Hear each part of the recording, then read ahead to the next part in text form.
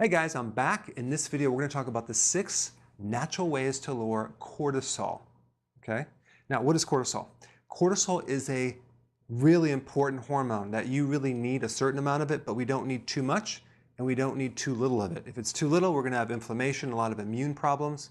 If it's too much, we're going to have a lot of other additional issues, including stress states in the body, blood sugar issues, high blood pressure, a whole bunch of other things. Okay?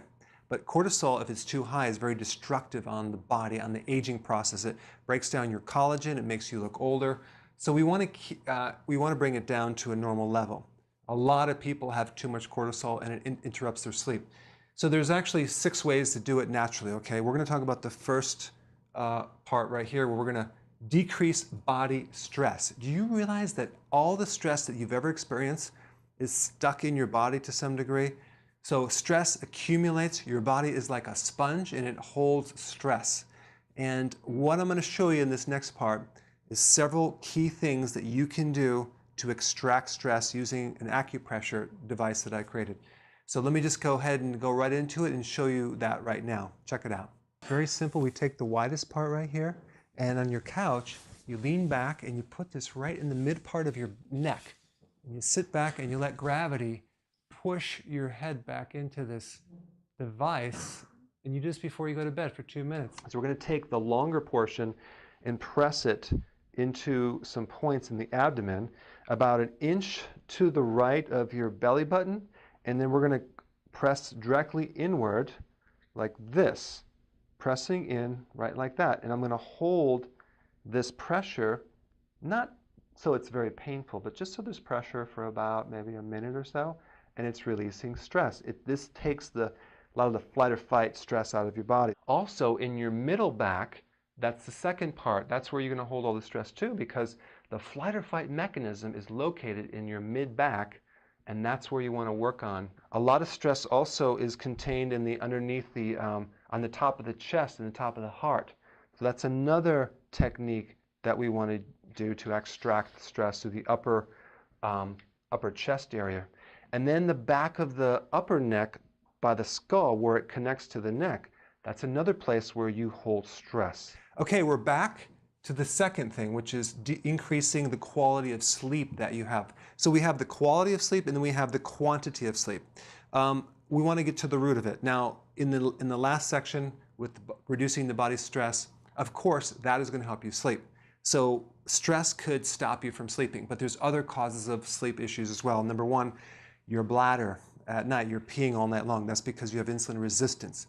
Or maybe you have sleep apnea and you have one of those machines. That's maybe a sinus problem that you have, or insulin resistance. So there's many different things. Maybe you're missing nutrients, okay? But if you go through all these things and apply some of this stuff, you're going to start sleeping better. And it could be that you just get up early and you don't let yourself go to sleep. So whatever you can do to enhance the sleep, do it, even if you have to take naps. That's going to reduce cortisol. Very, very important. Next one, increasing aerobic exercise. I'm not talking about the aerobic exercise that you would do. I'm talking about the type of exercise which is lots of oxygen, low stress. And that would be walking, a mild version of yoga, because they have power yoga right now, which is extremely exhausting. I'm talking about something that's going to create a lot of relaxation. I like the long walks where you get a lot of space. That will lower cortisol.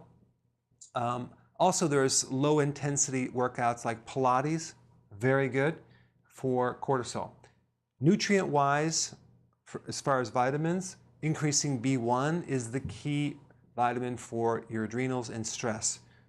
B5 is also a key B vitamin to support the adrenals and recovery, and vitamin D. As these vitamins go up, cortisol will go down, okay? Number 5, herbal adaptogens. You can use ashwagandha. There's a whole series of them that you can use. I'll put a link down below of what I recommend. But adaptogens can actually lower cortisol as well. And then increasing the parasympathetic nervous system. If you haven't watched my videos before, maybe you're not familiar with this word, but the parasympathetic nervous system is that nervous system that is actively working to calm you down. It opposes the sympathetic nervous system, which is the flight or fight. So it's in the background, chilling you out, keeping things calm. When you lose this, heart rate goes up, stress goes up, and you're in a state of flight or fight, which is stress. So to support this, of course, all these are going to do it, and also potassium will do it, and magnesium will do it. So you want to start consuming more potassium, magnesium. You could do it through electrolytes, you can do it through greens, vegetables. It just so happens that vegetables have the highest amount. And so if you're just eating pure protein, let's say you're doing the Atkins diet and you're not doing enough vegetables, you're going to get a lot of phosphorus and not enough minerals to calm the nervous system down. So you're going to actually have a hard time sleeping. You're going to be more stressed. If you want to accelerate the nervous system, especially the flight or fight, you want to take phosphorus. If you want to chill it out, you want to take potassium, magnesium. All right? So go ahead and apply these and put your comments below.